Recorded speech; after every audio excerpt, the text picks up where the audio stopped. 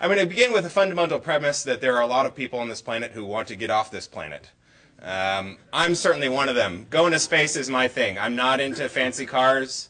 I don't care if I ever own a house. If it gets me into space, if I can go there, that's what my life's all about. So what my wife is interested in, it's kind of a bug that I've had for a long time. And fundamentally, I don't just want to go once on a mission that I've had to train for 5 years, although I would happily do that if that's what it takes. I want to go a lot. I want to have that Jetsons lifestyle of going to space on the weekends with the kids for vacation, of commuting via space to go on my next business trip, finding resources in space that allow me and my colleagues and my friends to do more and better things. I think that that is a fundamentally important thing for the species, and furthermore, on a more personal level, it's just something that I'm very passionate about.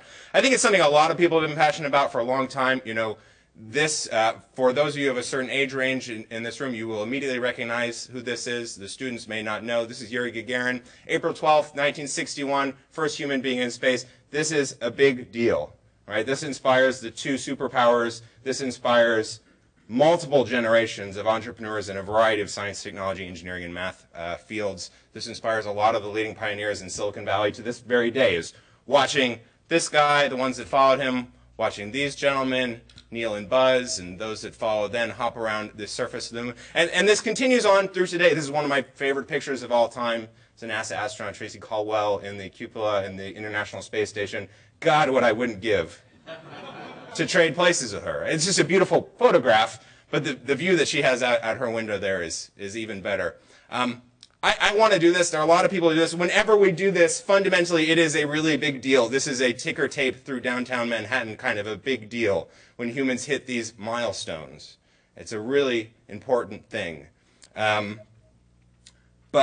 not that many people have gotten to do it, right? If you add up from Yuri until today, 528 people have gotten to leave the Earth, to go out into space, whether on suborbital flights, orbital flights, going out to the moon.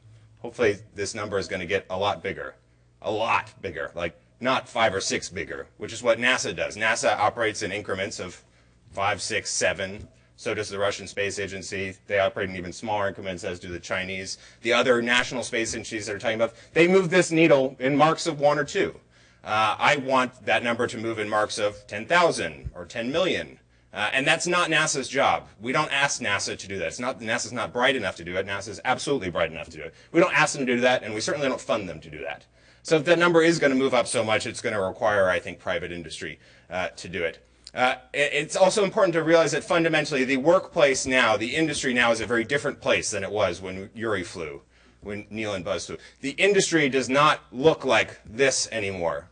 Despite the fact that all of us on the stage right now may look like white males, there are other people who contribute to this industry now. There are a diversity of ideas, there are a diversity of business plans, there are a diversity of technologies that don't exist in this day. Although I do have to point out, I was showing this slide at a talk about 2 weeks ago, and someone mentioned to me that I have the exact same pair of glasses, I think, that this gentleman does in this picture. But there's no ashtray on my desk, so totally different.